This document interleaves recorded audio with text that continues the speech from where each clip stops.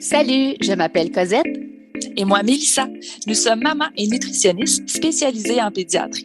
Bienvenue sur l'alimentation des enfants dans le plaisir et la bienveillance, un podcast créé pour vous, les parents bienveillants, qui ont à cœur l'alimentation des enfants et de la famille.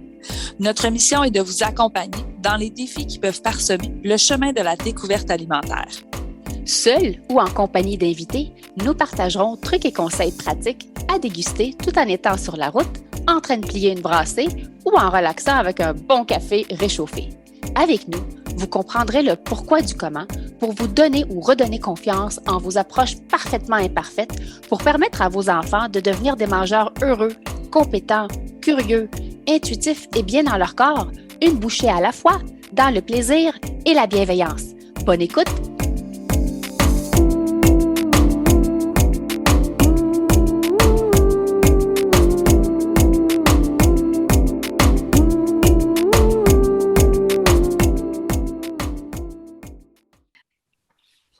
Salut les parents bienveillants et bienvenue au podcast L'alimentation des enfants dans le plaisir et la bienveillance. Vous avez l'option de nous entendre sur votre plateforme d'écoute préférée et même de nous voir sur la chaîne YouTube Nutritionniste en pédiatrie. Et pour cet épisode, je vous conseille fortement, si vous avez le temps, d'aller nous regarder puisqu'on va vous montrer des outils que vous allez pouvoir utiliser. Donc, vous allez pouvoir les voir avec vos yeux. Allô, Cosette! Allô Mélissa! Aujourd'hui, on poursuit la discussion avec Annabelle, qui est orthophoniste et cofondatrice de l'entreprise Fun, puis qui a un intérêt pour le volet alimentation.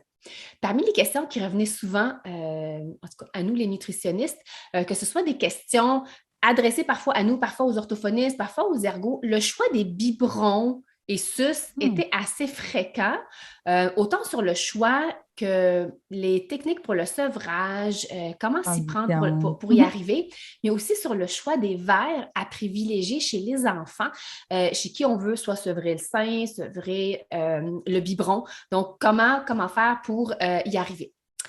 Alors, pour ceux qui se demandent, mais c'est quoi le rapport? Pourquoi une nutritionniste parle de biberon, va aborder des suces ou va parler de verre? Vous allez le comprendre, restez avec nous pour cet épisode, mais si vous n'avez pas écouté l'épisode 1 de la série avec Annabelle, donc je vous invite à le faire parce qu'on a clarifié vraiment le lien entre le développement de la parole et l'alimentation. Sans plus tarder, rebonjour Annabelle, merci de continuer la belle discussion avec nous. Bonjour à vous deux, ça fait tellement plaisir d'être là. Oui, écoute, on va poursuivre la discussion, mais juste avant, pour ceux qui n'ont pas eu la chance d'écouter encore le premier épisode, est-ce que tu peux nous résumer c'est quoi l'entreprise Fun et quelles sont les perles dans cette équipe? Oui, en fait, on est deux orthophonistes qui ont cofondé l'entreprise Fun. C'est une plateforme interactive en ligne qui a vraiment comme mission de informer, outiller les parents pour qu'ils puissent mieux comprendre puis prendre en charge eux-mêmes le développement du langage, de la communication puis de la parole de leurs enfants à travers divers services. Donc, on a des formations en ligne qui sont préenregistrées. C'est vraiment des formations qui sont faciles, accessibles pour le parent, qui peut faire toujours du confort de leur maison. Puis, on a aussi des ateliers qui vont se développer à travers le temps, qui vont vraiment adresser divers sujets qui intéressent les parents. Donc, plus vous nous donnez de la rétroaction puis ce que vous voulez, plus on va faire dans ce sens-là avec l'entreprise. Super. Avant de commencer à jaser biberon, j'aimerais vraiment qu'on précise, nous sommes trois professionnels ici, nous ne faisons pas la promotion de l'usage d'un biberon en particulier. On met de l'avant l'allaitement quand c'est un choix du parent. Donc, on va s'assurer qu'il est soutenu, qu'il est encouragé tant et aussi longtemps que bébé et maman le désirent. Mais lorsque l'allaitement n'est pas un choix ou que c'est impossible ou que c'est écourté pour X raisons qui vous revient, bien, les biberons sont une option quand même pour nourrir un bébé, soit en mettant du lait maternel dans le contenant ou une préparation commerciale pour nourrisson qui répond aux besoins de l'enfant. Donc, le balado, c'est vraiment tout simplement une source d'information pour les parents qui veulent en savoir plus sur comment les choisir, quelles sont les recommandations, surtout en lien avec leur sevrage. Donc, voilà. Puis, on va juste préciser que les conseils qui sont donnés aujourd'hui, ils ne peuvent en aucun cas se substituer aux recommandations personnalisées que vous aurez reçues par votre médecin, par votre orthophoniste, par votre nutritionniste, par votre ergothérapeute. Donc, quand c'est des conseils personnalisés pour votre situation, c'est les professionnels qui suivent votre enfant. Leurs conseils doivent primer sur tout ce que vous allez entendre sur le podcast aujourd'hui. Donc, c'est vraiment de l'information qu'on vous remet aujourd'hui. Exactement. Alors, si on entre dans le vif du sujet, Annabelle, première question, comment est-ce qu'on fait pour choisir un biberon ou une tétine? En fait, le biberon et la tétine qui vient avec, bien entendu. C'est super intéressant comme question, puis ça revient tellement souvent. En fait, ce qu'on va voir plus en orthophonie, entre 0 puis 12 mois, on peut choisir ce qui convient à votre enfant. Ça va vraiment dépendre de ce que vous voulez, ce que votre enfant recherche. Chaque enfant va avoir sa personnalité puis ses préférences. Puis on le dit souvent, là, le fameux essai-erreur. On en essaie quelques-unes. On va beaucoup aller voir au niveau des lèvres, si les lèvres vont bien se refermer sur le biberon, s'il n'y aura pas d'écoulement, si l'enfant va être capable de, au niveau du débit de la tétine, de voir qu'il n'y en a pas trop dans la bouche en même temps. Parce que ce qu'on veut, c'est que le réflexe de succion soit bien coordonné avec quand il va avaler la gorgée. Si on peut simplifier ça. Donc, il faut qu'il soit capable de suctionner, d'avoir un petit peu de lait dans sa bouche, puis de coordonner en avalant après sans s'étouffer. Si ça va bien, le biberon convient. Truc de parents, là, je dis tout le temps, on ne change pas une situation s'il n'y a pas de problème. Fait qu'on ne changera pas de biberon juste pour changer de biberon parce qu'un est supposément mieux que l'autre. Il y a beaucoup d'offres, beaucoup d'options différentes. Ce qu'il faut savoir, c'est que il n'y aura pas d'impact au niveau de la parole si le biberon est utilisé seulement dans le temps où on s'alimente. Donc, c'est plus au niveau des suces puis de d'autres composantes qu'on va aller voir.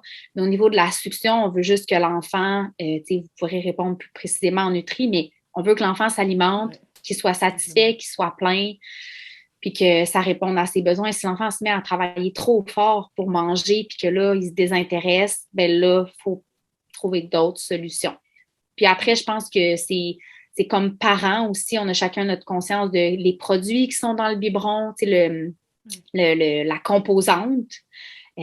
Donc, d'y aller avec nos valeurs, ce qu'on veut, ce en quoi on croit, puis d'y aller avec ça. Mais c'est important aussi de considérer que l'enfant grandit dans le temps et il faut faire grandir la tétine et la modifier pour que ça suive la forme de la bouche. Donc ça, c'est, je pense, ma seule considération comme orthophoniste que je donnerais aux parents. C'est votre enfant grandit, puis il faut grandir avec lui. Tout à fait. Donc, les biberons devraient évoluer, c'est ça, avec bébé aussi, là? Oui, exactement. Ouais.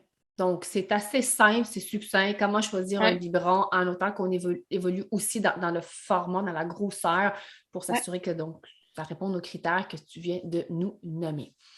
Exactement. Là, une fois qu'on approche l'âge du sevrage, à quel âge? Parce que ça, c'est tout un sujet. Sur les réseaux sociaux, c'est un sujet chaud. À quel âge on peut commencer le sevrage du biberon et on peut étirer ça jusqu'à quel âge? Tu sais, comme un deadline que là, ça suffit, c'est assez. Il faut trouver un autre contenant pour nourrir l'enfant. Il y a vraiment c'est vraiment une bonne question, puis effectivement, ça revient très souvent, mais il y a plusieurs facettes ou composantes à considérer là-dedans. Puis pourquoi justement un podcast orthophoniste alimentation, c'est au niveau de la nutrition, à quel âge un enfant a assez de nourriture avec son déjeuner, dîner, souper puis ses collations pour subvenir à ses besoins. Tu sais, je dis pas de couper le lait, c'est à quel moment on peut dire, OK, là, les biberons puis le lait qu'on lui donne, c'est plus nécessaire. Donc, est-ce que vous avez un âge? À quel âge vous dites à vos familles, là, c'est plus...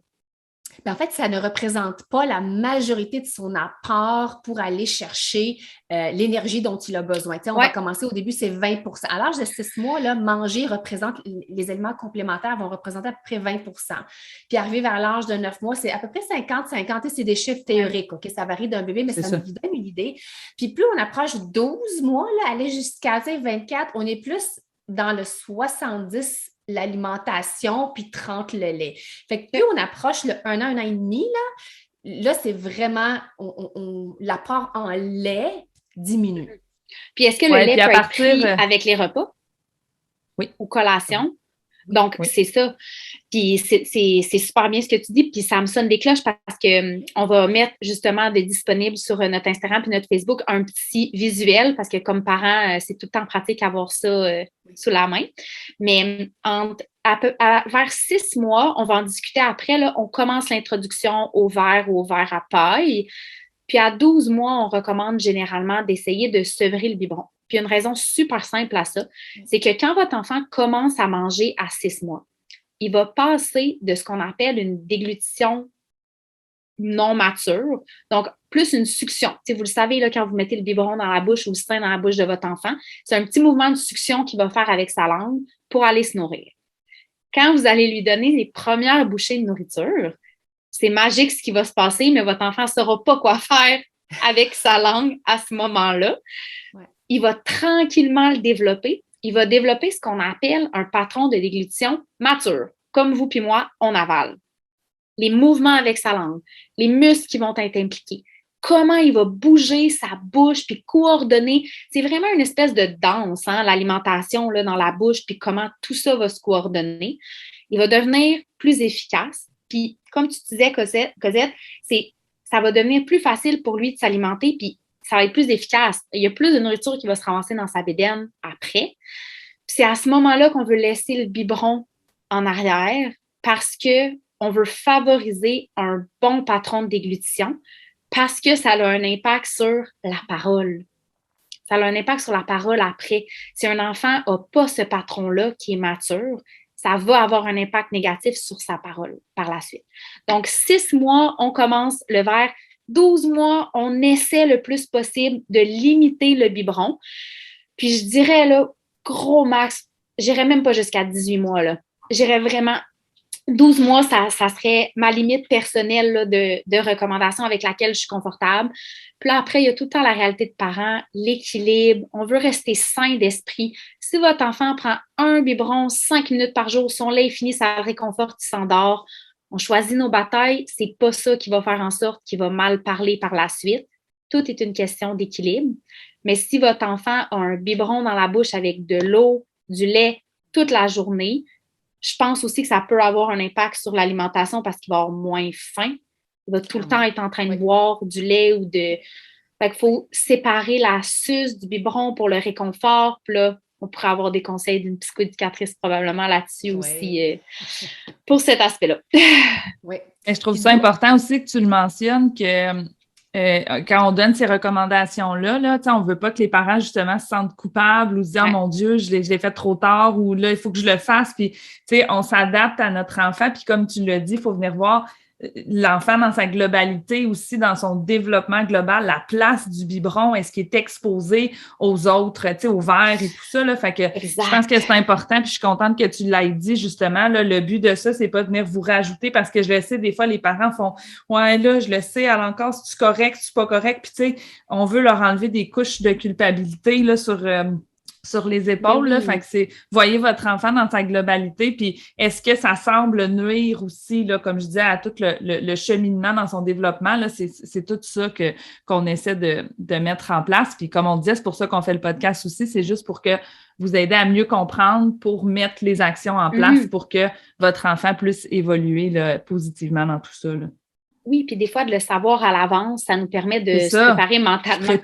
C'est ça, exactement. C'est vraiment ça. Puis, on dit pas 12 mois, c'est fini, vous jetez tous les biberons, là, c'est pas ça du tout, mais tu sais, tranquillement, comme tu dis, là, quand on le sait d'avance, on fait OK, à partir de là, je vais commencer justement là, à changer la place qu'il va avoir dans la vie de mon enfant. Clairement, parce que, tu sais, c'est quelque chose qu'il faut qu'on rentre dans notre vie, dans le sevrage, parce qu'il y en a qui disent « Oui, mais là, je peux pas, je commence un nouvel emploi, il faut que je dorme. Là, je peux pas, mais va pas. Ah, là, j'accouche, j'ai un deuxième. » Tu sais, encore, tu l'as bien dit, on choisit nos batailles. Moi, je dis, choisissez vos priorités, OK? Elle est où la priorité? On peut commencer par diminuer la fréquence, puis graduellement arriver à l'éliminer complètement. C'est quoi l'impact de l'usage prolongé du biberon, au-delà de 12 mois, mais vraiment, de manière répété. Donc, si on se dit un petit peu d'eau au repas, au verre, mais sinon, le lait est vraiment bu 3-4 fois par jour dans un biberon. C'est quoi l'impact au niveau, autant le langage, puis on le dit, le langage, la parole, c'est clairement, la parole, l'alimentation, c'est vraiment intimement lié, mais c'est quoi l'impact de l'usage prolongé? Qu'est-ce qui peut arriver? En fait, c'est vraiment une addition de plusieurs composantes qui vont mener à des difficultés au niveau de la parole. Chaque enfant est super différent. Il y en a que ça va leur prendre juste une composante pour développer des difficultés au niveau de la parole. Donc, juste le biberon va suffire pour être une habitude assez négative pour mener à des difficultés au niveau de la parole. Donc, la langue entre les dents quand il va parler ou des choses comme ça. Il y a d'autres enfants que ça va en prendre plusieurs puis plus d'exposition. Fait que ça dépend vraiment du profil de l'enfant. Mais de façon générale, si un enfant va utiliser très, très, très souvent le biberon, c'est que le patron de déglutition, fait que la façon que votre enfant va avaler ne sera pas la bonne. Ça va pousser sur ses dents. Puis au niveau de l'alimentation, ça va aussi avoir un impact parce que la mastication va être moins efficace. Il va avoir de la difficulté à mastiquer certaines textures. Ça va être plus long quand il va manger au repas. Ou encore, ça va être super rapide parce qu'il va mettre dans sa bouche puis flou, il mastiquera rien. La bouche ne sera pas fermée quand il va mastiquer. Donc, c'est toutes des composantes qui peuvent mener à cette problématique-là, puis ça peut être prévenu. Dans le fond, c'est un peu comme un entraînement, puis on tend à développer des bonnes habitudes pour prévenir. Fait que oui, on choisit ce sur quoi on met notre énergie, mais je pense que c'est important aussi d'informer les parents que en mettant des choses en place au départ, tu sais, quand on le sait, on le fait parce que c'est pas plus d'énergie de le faire, puis de transitionner vers une alimentation plus autonome, tu sais, le verre ou le verre à paille, puis tranquillement, on enlève le biberon. Puis souvent, je pense que comme parents, encore une fois, en psychoéducation, ils pourraient nous en parler plus, mais au niveau de la communication, si on communique avec notre enfant, qu'est-ce qu'on s'attend de lui, ou là, le biberon, c'est terminé, c'est le verre comme ça. Si on donne le modèle, puis on le fait avec notre enfant, oui, c'est un réconfort, un biberon, mais souvent, à l'âge de 12 mois, c'est l'âge où les enfants vont vraiment vouloir imiter ce que papa et maman font. C'est l'âge où c'est facile de rentrer dedans puis de juste... Souvent, on anticipe plus comme parents que ce que ça va réellement être la transition. Puis moi, je vais toujours me souvenir, j'étais tellement anxieuse d'arrêter le biberon parce que je la berçais, elle aimait ça, je la couchais, elle faisait ses nuits. Puis là, quand elle fait ses nuits, c'est comme, je mettais le même pyjama quasiment, je la couchais à la même heure, de la même façon, les mêmes chansons. Elle fait sa nuit, moi, je voulais pas couper le biberon. Puis, j'étais partie pour ma première fin de semaine de maman. Je suis revenue à la maison, mon chum, il avait oublié de donner ses biberons avant, tu sais, classique gars. Il avait oublié de donner son biberon avant de se coucher, puis il est comme, elle a dormi toute la nuit. Puis ça allait été la fin des biberons. Comme ça. Je dis, bon, OK, je vais te laisser la garder plus souvent. Ça me surprend, hein, ces petits copains qui sont capables de grandes choses. Oui. Vraiment. Oui. Tu sais qu'on parlait du 12 mois, là, c'est souvent vers cet âge-là qu'on va aussi changer de sorte de lait, si c'est dans le biberon. Tu sais, je dis parfois, en changeant le goût, bien, automatiquement, l'enfant boit moins ou va avoir tendance à dire « Ah non, j'en veux pas ». Fait que ça peut faciliter également le changement du contenant lorsqu'on vient introduire soit du lait de vache ou une boisson végétale, bref, selon vos valeurs familiales. Mais parfois, ça peut aider également à réduire l'usage du biberon chez les enfants. Oui, fait que, absolument. Sujet biberon clos. Là, j'aimerais ça qu'on parle des suces. Est-ce que c'est nécessaire de donner une suce versus le pouce? Moi, j'en ai tellement entendu quand j'avais quand j'ai eu mon premier, la suce, pas de suce, le pouce ou la suce. Qu'est-ce que tu en penses?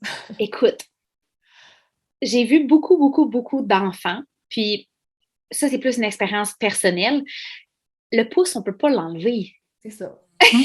On peut pas le couper, là. Le pouce, on peut pas l'enlever. Moi, mes filles, c'est ça. Moi, mes filles n'ont jamais voulu prendre la suce, puis je m'étais pas battue parce que, bon, mais ils ont eu les doigts dans la bouche jusqu'à tard. En effet, exactement. On ne peut pas leur couper les doigts. Non. Fait que souvent, comme parents, puis Cosette, tu l'as bien dit, puis Mélissa aussi, on dit, on choisit nos batailles, on choisit ce sur quoi on met notre énergie. Oui. Personnellement, comme maman, j'ai mis mon énergie sur la suce parce que je voyais que ma petite, sais, on faisait l'écho, puis elle suçait son pouce, là. Fait que moi, comme orthophoniste, les cheveux sur la tête, je me dis, OK, non, là, le pouce. Je voulais pas qu'elle soit prise avec ça super longtemps. Donc, j'ai vraiment poussé la suce parce que, dans le fond, les recommandations globales, là, si on peut passer au travers, c'est 0-12 mois. Comme parents, on fait tout le temps les pour puis les contre. Je sais qu'il y a des parents qui veulent absolument pas la suce. Mais 0-12 mois, ça réduit de 90% les risques de mort subite du nourrisson. C'est quand même considérable. Donc, oui, plus de risques d'otite qui vont se développer, mais 0-12 mois, il y a quand même ça qui est présent. Ensuite, à 12 mois, on va réduire au moment où notre enfant est calme, au repos ou encore lorsqu'il dort. Donc, ça ne sera pas des périodes où il va babiller, faire des petits sons, explorer sa voix, commencer à faire des petits mots. C'est sûr, avant 12 mois aussi, les moments d'interaction, on essaie d'enlever la suce parce que les petits bababa, c'est le fun que ça soit fait sans la suce. Oui. Puis à partir de 18 mois jusqu'à 36 mois, gros max. Si on est capable de la couper avant, on le fait, mais que les périodes de dodo. Donc, on l'enlève puis on la garde que pour les périodes de dodo parce que oui, ça peut avoir un impact sur le développement de la parole puis du langage par le fait même. Mais oui, c'est vraiment les fameuses suces, là. Ça reste un choix de parents. Ouais. Puis il faut peser les pour puis les contre. Mais suce ou pouce, j'aurais tendance à dire suce. Là. Si je me mouille, là, j'aurais tendance à dire suce. Ouais. Parce que le pouce va vraiment s'ancrer dans la bouche au palais plus loin. Ça va pousser sur le palais. Puis les suces au niveau des otites aussi, tu sais, le pouce, les doigts sont un peu partout, ça s'en va dans la bouche, ça pousse au palais, ça pousse sur les dents. Les bactéries, tu sais, c'est comme la totale, là, avec le pouce.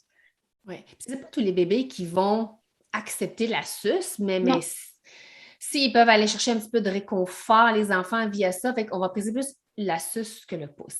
Parlons non, puis clairement aussi, ouais, puis clairement, tu sais, parce que là, moi, je me reviens encore là 10 ans en arrière, puis, tu sais, nous, c'est ça, là, il était tout petit, puis il pleurait uniquement quand il avait faim, donc, tu sais, ils s'en vont au sein, puis après ça, c'était terminé, mais reste qu'à un moment donné, veux pas, moi, puis là, je fais le geste, là, j'en ai une qui se mettait les deux doigts comme ça, puis l'autre, c'était les deux doigts comme ça mais ils ont eu un besoin à un moment donné d'avoir ça, fait qu'à ce moment-là, moi, tu sais, je me disais, ils sont rendus, je sais même plus à quel âge, il faudrait que je regarde les vidéos, là, mais j'aurais pu à ce moment-là, peut-être, là, profiter de ces moments-là. Ouais. Je vais essayer. Là, je pense que la suce pourrait fonctionner parce que c'est l'avantage, en effet, c'est que la suce, après ça, je peux l'enlever. Les doigts, là, après ça, c'était extrêmement difficile de dire pas tes doigts dans la bouche, mais pas tes doigts dans ta bouche. Nous, c'était associé avec le coussin, la doudou, mais si on enlevait le coussin, là, déjà, ça l'aidait. Fait que tranquillement, c'est comme ça que la transition s'est faite, mais c'est sûr que ça s'est étiré plus longtemps. Mais on l'a bien dit, là, tu sais, je veux dire, aujourd'hui, bon, ils sont grandes, en effet, puis moi, en plus, c'était des jumelles, là, fait que j'ai choisi mes priorités, puis là, rendu là, ça en était, puis ça en était pas une, puis aujourd'hui, tu sais, on a fait... puis ils ont survécu, tu sais. Exactement, là, c'est tout le temps ça qu'il faut se dire comme parents. Oui, exactement. Puis, non, c'est ça, exactement. Là, puis, tu sais, je veux dire, même là, on parlait tout ce qui est palais et tout ça. Oui, on a été après ça consulter. On le savait de toute façon qu'il y aurait des chances qu'on se ramasse là. Fait qu'on a été chercher les outils au moment où on en a eu besoin. Mais tout ça pour dire que ce qui est intéressant dans ce que tu dis, justement, c'est de comprendre que ça peut devenir un choix, mais en effet, en étant mieux informé comme parents, des fois, ça va nous permettre, OK, oui, je vois que là, ça pourrait être intéressant parce qu'ils finissent par se le mettre le doigt dans la bouche. Fait que finalement, peut-être que la suce, fait que là, ça peut nous faire revoir un petit peu nos valeurs ou nos priorités, justement. J'avais souvent entendu ça, justement, de « Ah, mon enfant ne prend pas la suce » ou « Ah, c'est difficile ». Puis il existe quand même beaucoup de ressources aussi qui sont disponibles, tant au niveau des consultantes en lactation que des infirmières qui sont spécialisées là-dedans, parce qu'il faut comprendre que le réflexe de succion est inné chez l'enfant. Puis, il y a plein de façons de le faire. Puis moi, j'avais eu, là, pour les gens qui sont sur YouTube puis qui regardent, j'avais eu vraiment un bon conseil pour aller déclencher ce réflexe-là de succion, c'était d'aller taponner la suce sur les joues de coco au début, puis de mettre du lait, soit d'allaitement, soit du lait de formule en fonction de ce que vous utilisez. Donc, on allait chatouiller la joue, ça crée le réflexe, puis même si vous allaitez, ça va aller engendrer ce réflexe-là de l'enfant, OK, il va commencer à suctionner, puis là, il va prendre la suce. Puis c'est d'être patient aussi comme parent. Tout ce qu'on va mettre en place, que ce soit au niveau du développement du langage, de l'alimentation ou même des habitudes qu'on va prendre, ça ne se fait pas du jour au lendemain. Donc, des fois, il y a des parents qui disent « Ah, mon enfant ne prend pas le biberon, mon enfant ne prend pas la suce. » Puis ils l'ont essayé 2 fois. Oui. Comme si je dis que je veux m'entraîner pour un marathon, mais je vais courir 2 fois, tu sais. mes chances d'y arriver sont nulles. C'est vrai. C'est un peu le même principe. Ouais. Oui. Si on s'en va dans l'allée des sus, là, il y en a pour tous les goûts, pour tous les choix. Toutes les couleurs. T'as-tu des critères de comment on les choisit puis quoi éviter? Oui. En fait, il y a vraiment plusieurs types de suces. Puis là, chaque marque a son marketing, puis que c'est les meilleurs suces du monde, puis tout ça. C'est sûr que le facteur numéro 1 va toujours rester le temps d'utilisation de la suce. Plus on réduit le temps, moins il va avoir d'impact au niveau de la dentition, donc du développement des dents, puis de toutes les structures du visage de votre enfant. Par contre, ce qu'on réalise tranquillement avec les années puis l'expérience, c'est que les suces qui sont plus plates puis qui vont aller se placer derrière les dents plus aplaties, le mouvement de succion va être plus naturel. Donc, ça va plus ressembler à un patron de succion comme si l'enfant était au sein. Versus, il y a certaines suces qui vont être plus rondes, puis longues. Puis ça va comme, la langue va s'englober autour de la suce, puis ça va vraiment tirer fort sur les dents. Puis ça va avoir tendance à faire avancer les dents du haut puis du bas, puis à créer une ouverture buccale ronde. Donc, vraiment un trou. Entre 0 et 12 mois, là, inquiétez-vous pas avec ça. C'est vraiment pas ça la priorité. On survit comme parents, on met en place, on trouve nos points de repère. Mais c'est plus les enfants vers 1 an et demi jusqu'à 3 ans qui ont l'usage répété de la suce. Là, ça va commencer à faire bouger les dents. Puis, c'est quand même un facteur à considérer comme parent parce que la suce peut vous coûter 10 000 de broche plus tard. Ouais. Donc, on veut quand même le considérer parce qu'on le sait que même au niveau de la parole, ça va avoir un impact parce que si les dents ne sont pas placées à la bonne place, il y a certains sons qui vont être plus difficiles pour l'enfant de produire. Donc, ça va avoir un impact à ce niveau-là. Donc, il faut toujours peser les pour et les contre, mais j'aurais tendance à dire une suce plus de type orthodontique, qu'elle est plus plate, elle va se placer au bon endroit dans la bouche pour le mouvement de succion. Fait à quel âge le sevrage de la suce? Tu dis à partir de... 0-6 mois illimité. Quand l'enfant le veut, ça répond vraiment aux besoins naturels de l'enfant. 6-12 mois, dans les moments d'interaction, on diminue, on enlève. 12-18 mois au moment de repos uniquement. 18 mois, 3 ans, quand l'enfant fait vraiment dodo. Si possible, on sèvre. Puis là, on pourrait avoir une amie psychoéducatrice qui nous explique comment faire ça parce que je suis encore là-dedans, on choisit nos batailles. Moi, la mienne, elle va avoir 2 ans, puis elle l'a au dodo, jamais dans le jour. Puis elle comprend, puis ne pas négliger à quel point votre enfant comprend quand vous lui expliquez. Parce que moi, des fois, elle a ces petites émotions qui remontent, puis elle dit « suce », puis elle dit « suce dodo ».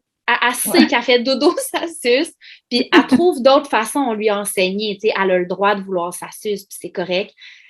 Mais c'est ça. Quand elle parle, c'est difficile de parler. Tu sais, mettez votre doigt dans votre bouche puis essayez de me parler.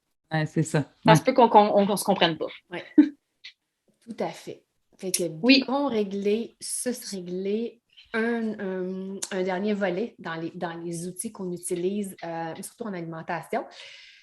Le choix des verres à introduire. Donc là, les filles, en tant que nutritionnistes, on en parle, on sensibilise les familles parce qu'on introduit les verres, tu l'as dit au début, en même temps que le début de la découverte des aliments. Donc, c'est vers 6 mois. Puis, on peut débuter l'apprentissage des contenants autres que le biberon, vraiment à partir de l'âge de 6 mois. Donc, que ce soit des verres ouverts, que ce soit un verre avec une paille. Mais dans l'optique de soutenir également le développement de la parole des enfants en même temps. C'est quoi les conseils des orthophonistes en lien avec le choix des verres? Parce qu'encore une fois, comme les suces, comme les tétines de biberon, c'est pas le choix qui manque dans les boutiques puis lorsqu'on s'en va en pharmacie. Donc, c'est quoi les recommandations? Si on parle, mettons, verre ouvert versus verre avec une paille, qu'est-ce qu'on surveille? C'est quoi les critères? Sans nommer de marque nécessairement, mais c'est quoi les critères? En fait, ce qu'on veut vraiment comprendre, c'est que quand l'enfant, comme on a dit tantôt, quand l'enfant va commencer à manger, on veut qu'il passe d'un réflexe de succion à un patron, une façon d'avaler comme ses parents, comme vous et moi. Oui. Donc, les verres qui vont le plus favoriser ce bon patron-là, façon d'avaler-là, c'est le verre ouvert d'abord. Puis là, après, vous allez pouvoir exactement, Cosette, le petit verre ouvert comme ça. Puis c'est normal que votre enfant, au début, ça soit difficile. C'est un apprentissage. Puis comme orthophoniste, le meilleur conseil ou stratégie que je pourrais vous donner, c'est de ne jamais hésiter à donner le modèle à votre enfant, à expliquer, à démontrer. À cet âge-là, c'est le moment où votre enfant va commencer à imiter les gestes, imiter ce que les gens font autour. Donc, de vraiment prendre le verre, de lui montrer comment le faire, puis après de le laisser explorer à sa façon, puis de répéter. Souvent, c'est des stratégies qu'on va donner. Répéter, donner le modèle, utiliser un visuel, mettez-vous face à votre enfant. C'est la même chose pour l'apprentissage du verre, c'est un copier-coller. Donc, le verre ouvert, c'est vraiment l'idéal pour tout. Puis comme c'est toi qui m'en as parlé ça, là, c'est sûr, je le fais pour bébé 2. C'est pour ceux qui ne nous voient pas, là, ce que je tiens, c'est un petit contenant de médicaments, donc que ce soit, mettons, Tylenol, Réactine, ça vient toujours avec une espèce de petit contenant. Il est tout petit. C'est vraiment l'ouverture, elle est petite. Si vous regardez la circonférence, c'est vraiment petit. C'est pas plus gros que le petit. C'est un petit shooter. Mais ce que j'aime, c'est que c'est malléable. Je suis capable de réduire l'ouverture pour faire en sorte que l'eau qui va couler ou le liquide que je mets dedans, mais qu'il n'y en a pas partout. Parce que quand on prend des... Là, tu me corrigeras, Annabelle. Si on prend des gros verres, que l'ouverture, elle est beaucoup plus grosse, moi, je compare ça à une chaudière. Regarde, tu vois, mettons ce cercle-là versus celui-là. Tu sais, un enfant qui a ça dans la bouche, c'est comme si nous, on boit dans une chaudière. C'est un petit peu la même chose. Le débit, c'est toute l'avalanche d'eau qu'on va recevoir. C'est beaucoup plus difficile à gérer en bouche. D'où l'important, allez vers les marques que vous aimez, que vous connaissez, mais quelque chose qu'on est capable, je pense, de réduire l'ouverture, puis qu'il n'y a pas beaucoup de liquide, on n'a pas besoin d'un verre de 8 onces chez l'enfant. Tu sais, petit contenant, facilement malléable, puis que l'enfant peut prendre avec les mains aussi, parce qu'ils vont vouloir participer dans l'autonomie, de participer et de faire comme nous. Moi, je tiens mon verre tout seul, mon conjoint ne me le tient pas, tu sais. Pas rendu longtemps. Mais...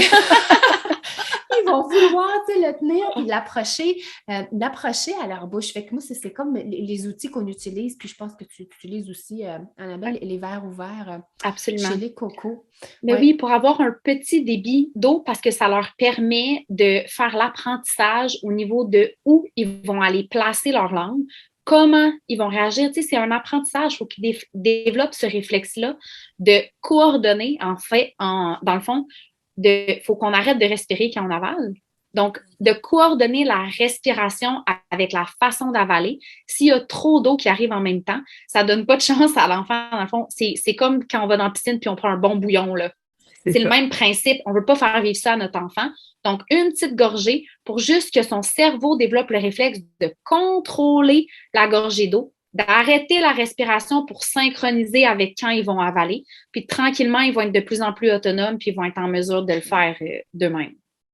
Parce qu'on ne le réalise pas comme adulte, hein, que tout ça se fait aujourd'hui. On a appris à avaler puis tout ça, mais tu l'as dit, là, moi, parce que c'est des exercices qu'on a refait avec mes filles quand on est allé en orthophonie dernièrement. Là, ils plaçaient l'eau, puis il fallait qu'ils la gardent justement pour renforcer. Puis quand l'orthophoniste nous l'expliquait, je me disais, hey, c'est vrai, j'y pense pas, mais c'est vrai là que tout ça se fait pas parce que quand on est en train de l'apprendre, ben l'eau va s'en aller, puis je m'étouffe un peu, puis mais à force de se pratiquer, c'est là que l'enfant devient meilleur dans toute sa mastication, toute sa déglutition, là. Absolument. Tout à fait. Verre avec la paille. Oui.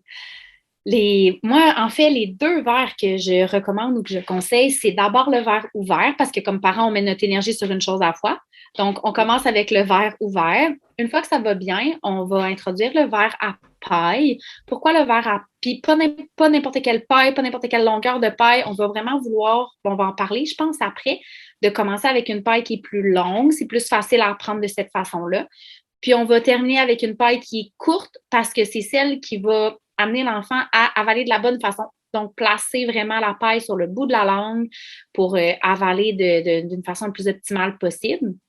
Puis, dans le fond, le verre à paille, pourquoi? C'est que ça va aller chercher au niveau des muscles. Puis encore une fois, c'est optionnel parce que vous pouvez avoir juste le verre ouvert puis c'est vraiment suffisant. Mais comme parent, un verre à paille fermé, je m'imagine dans l'auto avec Exactement. Je m'imagine dans l'auto à pas vouloir ramasser les dégâts puis ces choses-là. Ou, tu sais, des fois, moi, je lui donne des smoothies ou des trucs comme ça dans des petits verres fermés, là, un peu comme ceux que tu avais tantôt, là, les petits verres. Ça? Exactement, ça, c'est son verre à Comme smoothie. ça. Elle le voit, là, puis elle crie Là, smoothie. genre? Ouais. Oui. Ça évite les dégâts dans la mesure du possible, puisque là, maintenant, elle comprend qu'elle peut les ouvrir. Fait que plus ou moins. Mais oui. C'est beau, ça. Mais le verre à paille, ça va nous donner ça. Tu sais, au moins l'eau dans l'auto, dans les déplacements, ou quand on est au parc ou dans des activités, c'est plus facile de cette façon-là. Ça va contrôler le liquide. Puis ça va aussi faire en sorte que c'est la façon qui respecte la bonne façon d'avaler. Donc, c'est vraiment le verre ouvert ou le verre à paille. Ça permet à l'enfant là, de développer une bonne façon d'avaler.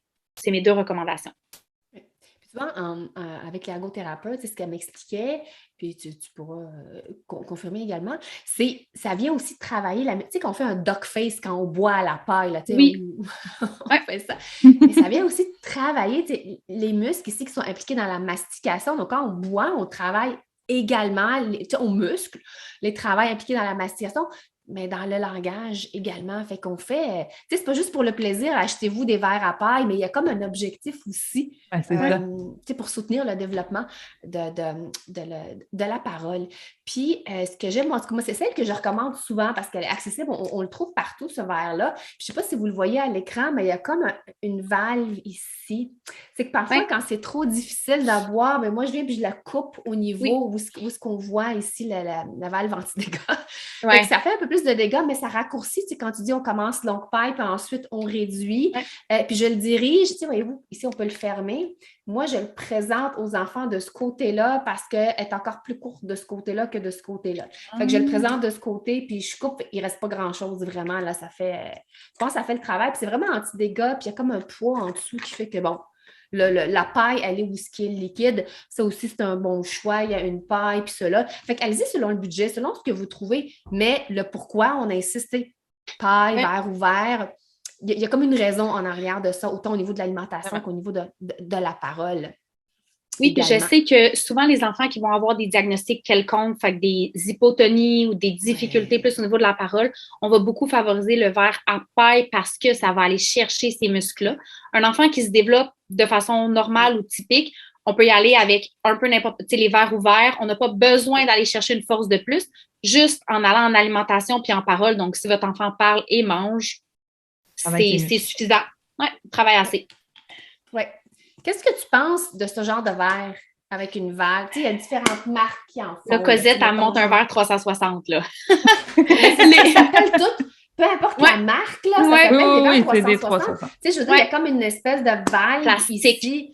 Plastique, c'est des gros verres, on s'entend-tu qu'il faut les remplir là, au complet, ces verres-là, pour être capable de boire. C'est le genre de verre, pour ceux qui ne connaissent pas, il faut vraiment comme créer une pression pour briser la succion, puis tirer pour boire. On s'entend que c'est anti-dégâts, au même type que ça, mais je vois, toi, d'un côté, tu sais, position de langue, développement, langage et alimentation. Qu'est-ce que tu en penses? Bien, je suis contente que tu dises justement là, que c'est anti-dégâts parce que c'est probablement le plus grand point positif que les parents vont nous amener. Parce que honnêtement, de boire entre un verre à paille ou un verre comme ça, un verre comme 360 de plastique, le seul avantage, c'est l'anti-dégâts. Comme parent, je conseillerais fortement d'y aller vers la paille si votre enfant est capable de boire dans une paille. S'il n'est pas capable, il y a des stratégies pour qu'il soit en mesure de le faire.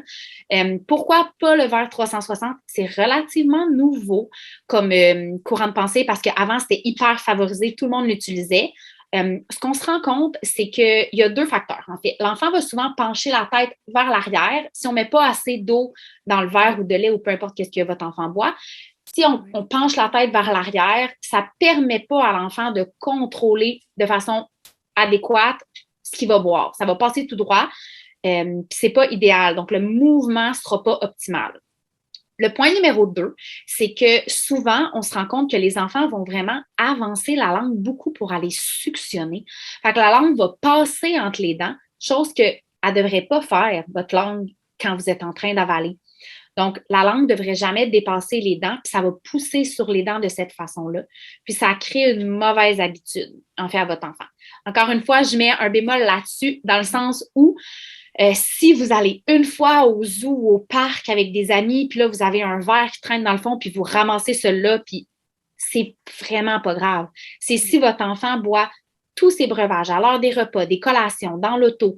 Il écoute la télé, il joue, il a le verre à côté, puis il boit tout le temps là-dedans. C'est une addition de plusieurs facteurs ou plusieurs habitudes qui vont faire en sorte que votre enfant peut développer un patron de déglutition atypique qu'on appelle, puis c'est là que ça devient un problème. Donc, on n'a pas besoin de jeter tous les verres 360 à la maison. Non, pas besoin. Non, c'est ça. C'est rare qu'on a un seul verre. Tu sais, moi, j'en Oui, avais c'est ça. 3-4. Fait, je veux dire, tu peux avoir, mettons, lui, parce que tu l'as peut-être déjà à la maison. Sans cadeau. On te l'a offert. Mais souvent, on les reçoit en cadeau. Mais que toi, tu peux compléter, mettons, avec un verre comme ça, puis un verre comme ça. Puis encore une fois, on choisit nos priorités, où est-ce qu'on est, puis lequel est propre, bien évidemment. Est-ce que tu mettrais le verre à bec dans la même catégorie que celui-là? 360. Il y a peu d'études, là, je bégais, il y a peu d'études qui démontrent, il y a peu d'études qui sont sorties sur le fameux verre que tu viens de me montrer là, avec le silicone en 360. Oui. Les verres à bec, par contre, il y a plus d'études qui sont sorties, puis j'aurais vraiment tendance à les déconseiller. OK. À les déconseiller parce que c'est pas un bon patron de déglutition que ça favorise. Par contre, si votre enfant l'utilise à la garderie quand c'est l'heure du dîner, allez pas crier sur les éducatrices ou leur dire comme « Non, on n'utilise pas ça avec mon enfant ».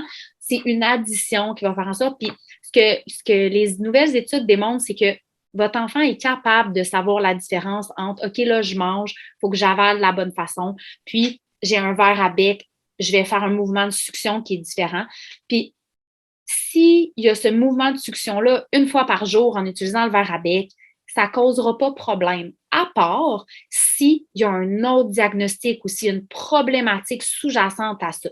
Donc, c'est vraiment du cas par cas rendu là.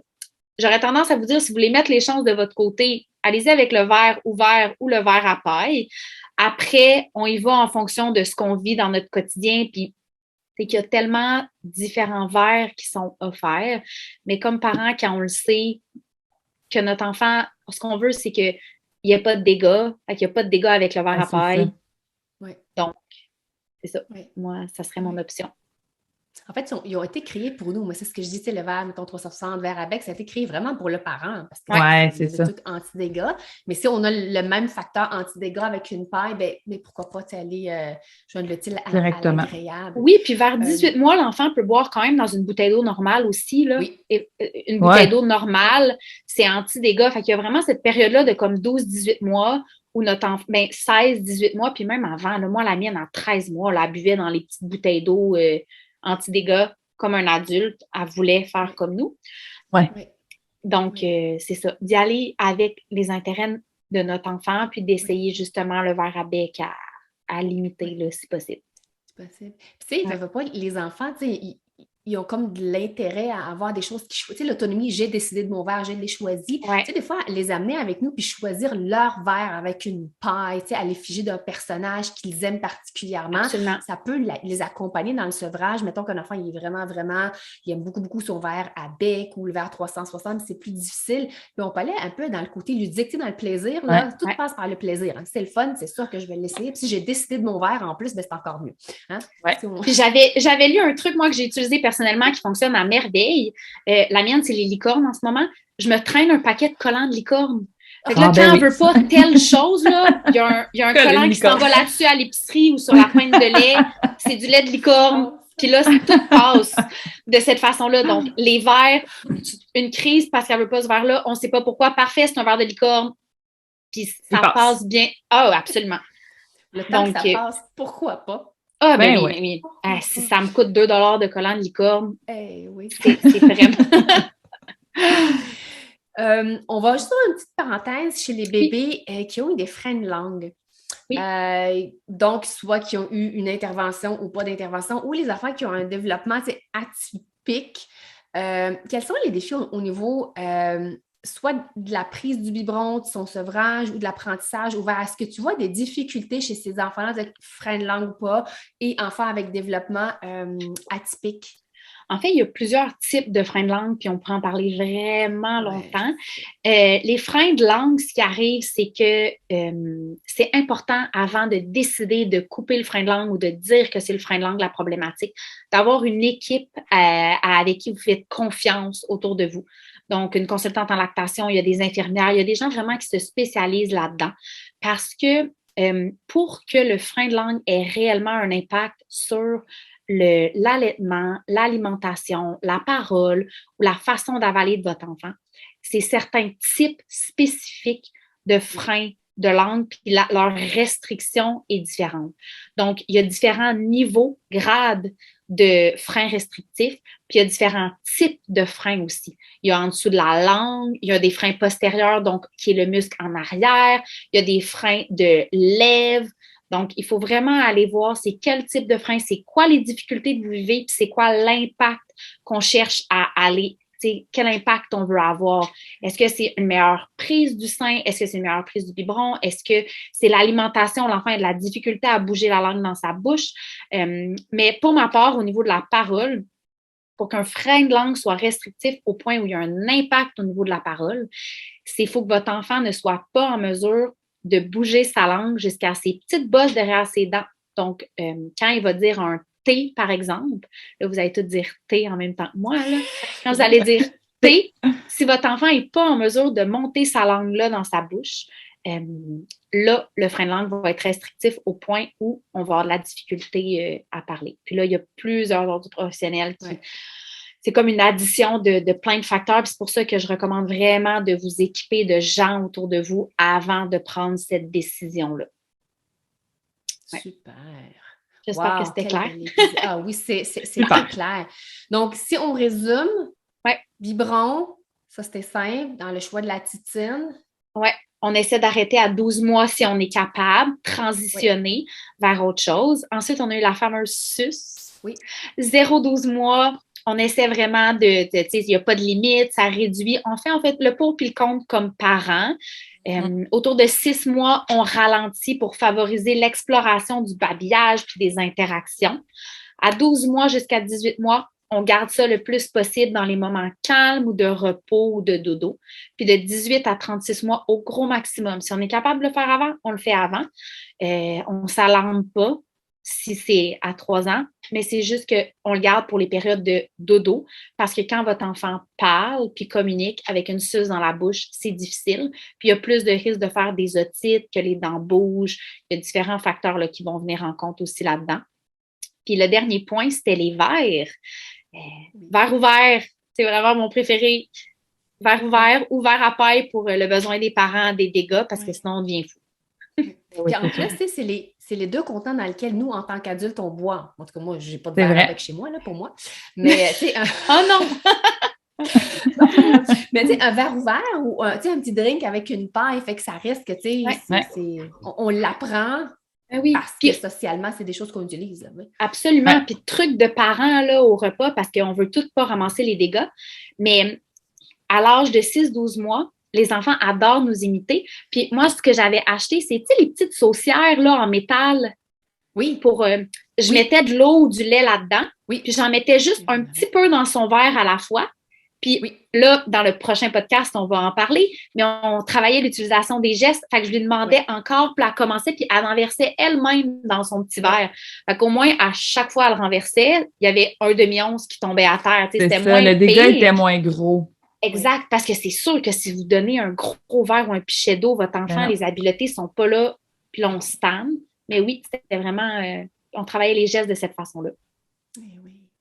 Annabelle, merci encore pour tous tes conseils, ta disponibilité, ta vulgarisation. Moi, j'adore. Écoute, on aurait pu étirer ça plus longtemps que ça, mais il faut que ce soit accessible aux parents dans nos occupations quotidiennes. Alors, si les parents aimeraient te consulter, on va mettre vraiment toutes les informations dans la description du balado, donc autant pour ta plateforme Instagram que sur votre site web Fun, toi et ta collègue Gabrielle. Oui. Alors, merci encore d'être là, puis on va continuer la discussion dans un prochain épisode. Ben merci à vous. Bye. Merci, bye. Alors voilà, j'espère que vous avez aimé cet épisode et si c'est le cas, abonnez-vous à notre balado. Si le cœur vous en dit, vous pouvez nous laisser une note ou un commentaire écrit, car c'est comme ça qu'on peut faire connaître ce podcast à d'autres parents, futurs parents qui gravitent autour de la parentalité en général. Vous pouvez aussi nous écrire en tout temps si vous avez des questions ou des inquiétudes en lien avec l'alimentation de vos enfants. Ce podcast, on l'a créé pour vous et on souhaite du plus profond de notre cœur de maman et de nutritionniste qu'il puisse répondre à vos besoins là, maintenant. En plus, tous les épisodes sont également disponibles sur nos chaînes YouTube, donc si vous préférez nous voir parler ou simplement lire les sous-titres, sachez que c'est possible. Merci tellement d'être là. On a déjà hâte au prochain épisode pour continuer de connecter avec vous et de jaser alimentation des enfants dans le plaisir et la bienveillance. Bye Mélissa! Bye Cosette!